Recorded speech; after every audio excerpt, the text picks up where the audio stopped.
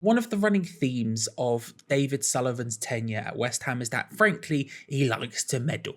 Denny, he wants to get in with the nitty gritty of the transfers. He wants to get his hands dirty. And it's been a constant problem. We know this over his entire career. Now, that doesn't mean that there haven't been times where he has had less control. Sam Allardyce very famously had a lot of control, and that's one of the reasons he left and one of the reasons Slaven Bilic came in, because he was willing to hand over a lot of that control to David Sullivan. Pellegrini, when he came in, was such a big name stature that David Sullivan was overawed by, who'd wanted for years to manage at West Ham, that he ended up giving him basically everything he wanted. He even hired a director of football. And it was expected when David Moyes came in the second time around, now that West Ham were kind of desperate for a new manager, that David Moyes' stock had risen slightly and he had more power in negotiations, that he would preside over the transfer dealings this time around. And the entire time he's been here, there has always been this sort of undercurrent question of, has David Moyes actually got control? Is David Moyes actually in charge? Because there's a lot of deals and a lot of times where we hear reports of stalling on David Moyes' behalf, of him wanting to look at players, him having certain opinions on players, but then we sign Ben Rama when we all know that David Moyes wanted Josh King.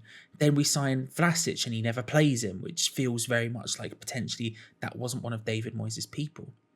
And so comes to pass once again in this window with Danjuma and Jesse Lingard. Now, I'm not going to go too deep into that, especially the Jesse Lingard thing. If you're not keeping up on that, Jesus Christ, don't even try it, because there's literally a report saying he wants to join. We're his first choice. He doesn't want to join. He wants to stay up north. He's going to ask for 150k and that's too much, that we've stepped up negotiations, that we haven't negotiated any more than we have. There's a story out there for whatever you believe on Jesse Lingard. So I'm not going to go too deep into that. But the idea being essentially in that situation that the board and basically everyone at the club, barring David Moyes, was like, Danjuma's a really nice idea. We should definitely try and make this happen. And David Moyes said no.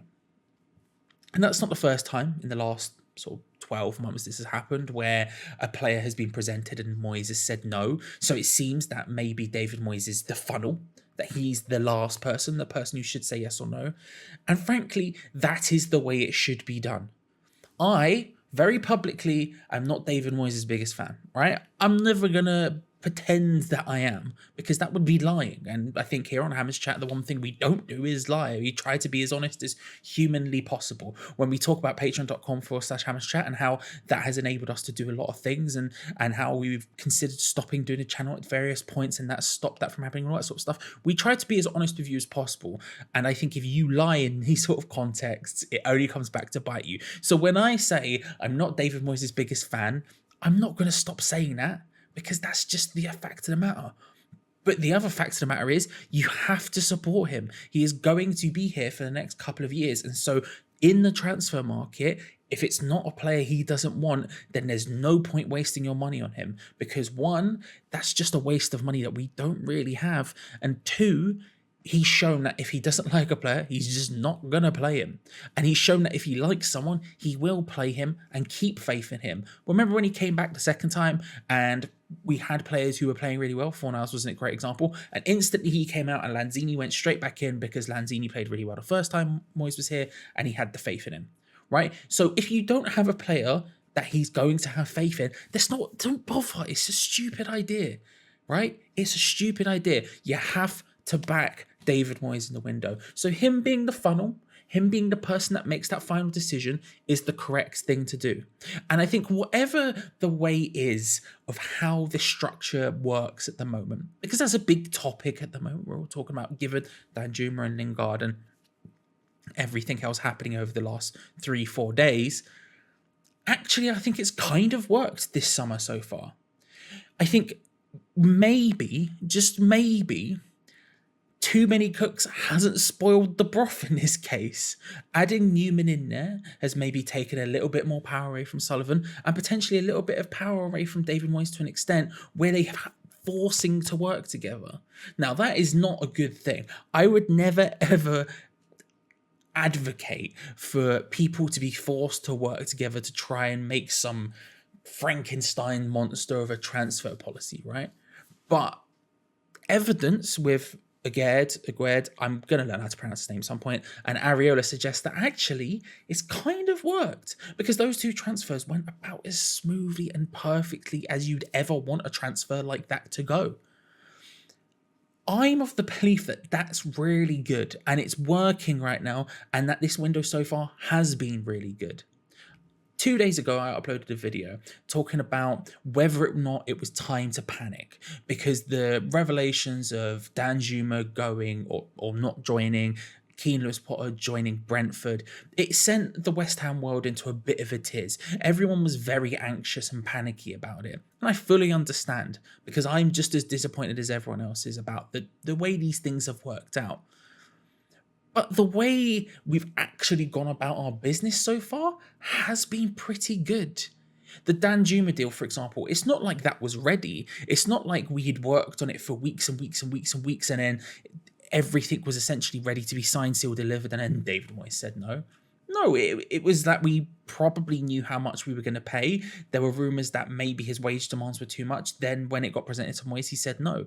And we don't know whether or not David Moyes was actually interested in the player, but it was a case of him saying, this is my cutoff point.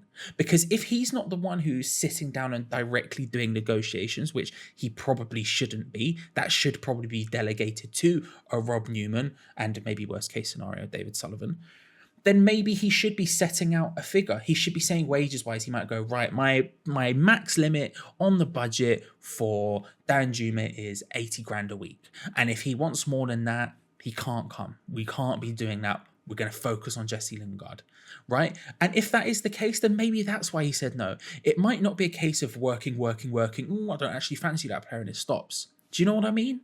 These things are all in flux. We just have to make presumptions of what happens due to what we learn, which in the grand scheme of things is very little.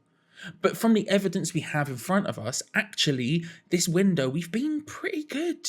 We've got basically our first choice target in Aguerd, and I know people are going to go, well, actually, Brozier's the first choice target, or this person's the first choice target. Look, when was the last time West Ham went into a window and the big name first player we were linked with, we actually just went and signed with little to no fanfare? Little to no shenanigans, let's say, instead of fanfare.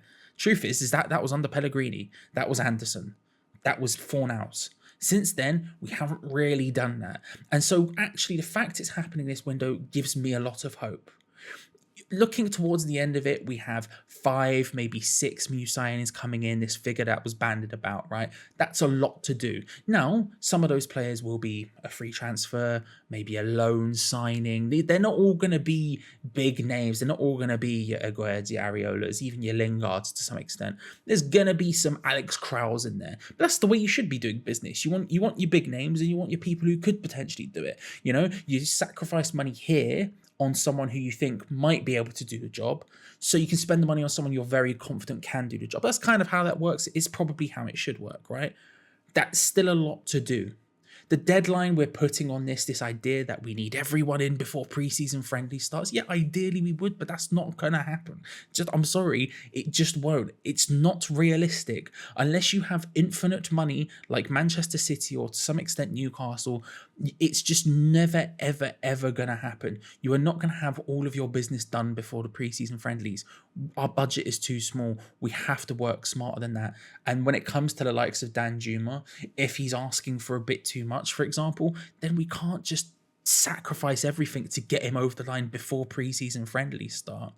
Obviously, ideally, we would have as many in before that as possible. Obviously. But to say you can only sign people before then, otherwise they will definitely be a flop, that means everyone who's ever signed in January would be a flop. Jarrod Bowen, Thomas Tuchel, Jesse Lingard, bunch there who say that it's not going to happen, right? Realistically, it's going to take the entire summer. Realistically, we are slow at what we do. But as long as we keep getting it right, like we did with Aguerd and like we did with Areola, I think we're working. I think it's coming together. Now, ask me again in 2 to 3 weeks. I might say something completely and utterly different. But for now, I'm really, really calm. I'm really, really calm. And for once, I'm actually pretty confident in the system we've got going. I'm pretty confident that we're gonna sign people who we're confident in. We're not just taking random punts from South America. We're not just taking random punts from here, there, and everywhere. I'm confident that the people will get through that we as a club are confident in.